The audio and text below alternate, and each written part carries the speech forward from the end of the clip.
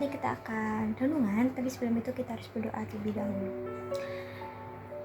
Terima kasih Tuhan atas berkat yang Engkau berikan dari kami tidur hingga kami bisa bangun lagi Tuhan. Terima kasih Tuhan Yesus, masih saat ini, hari ini kami masih bisa bernafas. Itu semua karena anugerah, berkat dan kemurahan-Mu Tuhan. Ya Tuhan, sebentar kami akan mendengarkan renungan-Mu. Engkau urapi kami, berikan kami juga hikmat agar kami bisa mendengarkan dengan baik dan juga bisa menjadi pedoman pertolongan dalam kehidupan kami Tuhan. Terima kasih Tuhan Yesus, dan inilah doa kami permohonkan di hadapan-Mu. Haleluya, amin. Shalom semuanya, selamat pagi.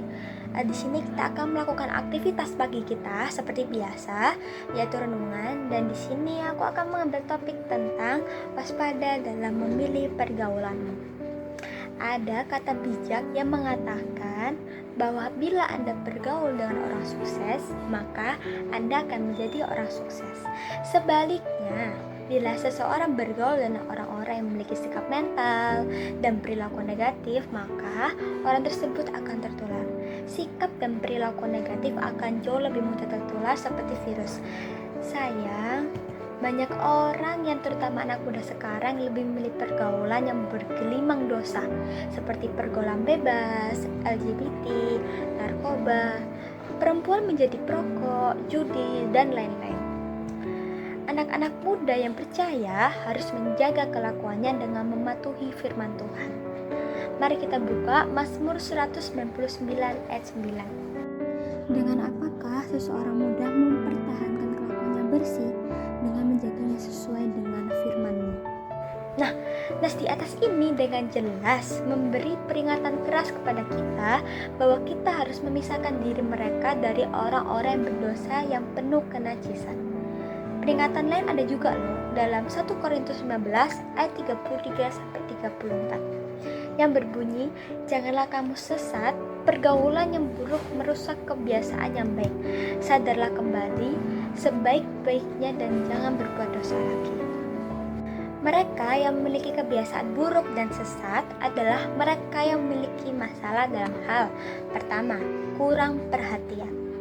Orang yang memiliki kebiasaan buruk biasanya adalah mereka yang tidak mendapatkan perhatian baik dari orang terdekat atau lingkungan mereka, sehingga mereka terbawa arus dan memilih untuk terjerumus dalam hal-hal negatif.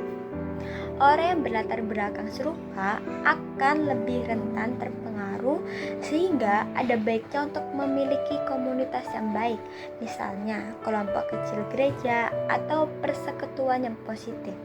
Yang kedua, penuh kekecewaan. Tipe orang seperti ini adalah mereka yang menanam akar kepahitan dalam hatinya dan sulit untuk mengampuni, sehingga perkataan akan cenderung lebih pahit dalam mengandung hal-hal negatif. Mereka pun akan memilih untuk bergaul dengan orang-orang yang seperti serupa. Dan yang ketiga, tidak punya tujuan hidup. Pada awalnya, orang seperti ini mereka merasa hidupnya hampa, tidak tahu harus berbuat apa, tidak memiliki tujuan dalam hidup yang jelas, sehingga tidak melakukan sesuatu yang berarti dalam hidupnya. Kebimbangan itu pun membawa dirinya untuk mengisi kekosongan tersebut dengan kebiasaan buruk seperti jatuh dalam pesta pora, narkoba, dan mabuk-mabukan. Yang keempat, merasa nyaman. Sukses dalam karir dan kehidupan terkadang akan membuat seseorang menjadi nyaman dan bingung untuk mengisi kehidupannya dengan sesuatu hal yang berbeda.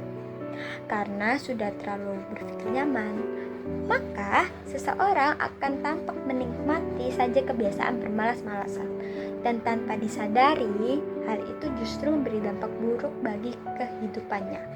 Mereka yang puas diri biasanya tidak akan mengalami kemajuan yang lebih baik yang seharusnya bisa dicapai. Dari 4 faktor tadi, Tuhan menghendaki umatnya yang telah menerima pembenaran dari Tuhan menyikapi pergaulan hidupnya, sehingga kita tidak berada di dalam rasa kekecewaan, tidak dikasihi, dan rasa nyaman yang melatar belakangi kita untuk terjerumus dalam kebiasaan buruk itu. Mereka yang menjaga pergaulan adalah mereka yang tahu bahwa Tuhan memiliki dosa yang berasal dari hawa nafsu duniawi. Mereka adalah orang-orang yang merenungkan firman Tuhan siang dan malam, serta kita senantiasa berjaga-jaga dengan cara hidupnya, sehingga hal itu tidak membuat seseorang diombang-ambingkan oleh dua keadaan dunia yang mematikan. Dalam kitab Mazmur 1 ayat 1 dan 2 dituliskan tentang konsekuensi dari hidup yang benar. Berbahagialah orang yang tidak berjalan menurut nasihat orang fasik, dan yang tidak berdiri di jalan orang berdosa, dan yang tidak duduk di dalam kumpulan pencemooh, tetapi kesukaannya ialah Taurat Tuhan, dan yang merenungkan Taurat itu siang dan malam. Dengan bertekun dalam membangun hubungan dengan Tuhan, kita tidak akan menjadi serupa dengan dunia ini, namun beroleh pembaharuan budi, di mana kita bisa membedakan mana yang baik dan buruk, mana yang jadi kehendak Tuhan dan mana yang bukan menjadi kehendak Tuhan. Tuhan merindukan anak-anaknya hidup dalam kebenaran, sehingga jangan remehkan pengaruh lingkungan. Sebaliknya, cermatlah dan memilih mana yang baik dan buruk. Miliki pula komunitas yang mampu menjadi rumah untuk saling berbagi dan mendorong satu sama lain. Bukan mustahil bila komunitas yang Anda miliki bisa menjadi berkat bagi orang-orang yang masih hidup dalam pergaulan yang buruk.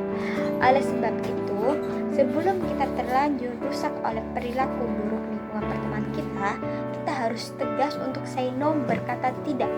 Jangan lagi terlibat dalam kebiasaan buruk tersebut. Tentunya melepaskan kebiasaan buruk yang sudah terlanjur melekat akibat pergaulan salah sangatlah susah. Oleh sebab itu yang bisa lakukan yaitu berdoa kepada Tuhan, memohon ampun kepadanya, serta berjanji dan bertekad untuk meninggalkan kebiasaan buruk itu. Jangan ragu dan malu untuk menceritakan masalahmu kepada orang tua atau mentor di gereja, atau bahkan guru BK juga bisa di sekolah. Mereka pasti akan bantumu mengatasi dan menghilangkan kebiasaan buruk dan melibatkan diri dalam kegiatan-kegiatan di gereja dan ikut konseling remaja. Kita adalah garam dan terang dunia. Oleh sebab itu, terang kita harus bercahaya di depan orang. Matius 5 ayat 6. Dan bukan sebaliknya. Kita malah hanyut dengan pola hidup yang menjerumus pada dosa. Kita tidak boleh hidup sesuai dengan kehendak kita sendiri dan atau dipengaruhi oleh pergaulan yang tidak baik. Dan bagi kita yang tidak terkena dampak dari pergaulan buruk tersebut, kita harus tetap waspada dan berjaga-jaga.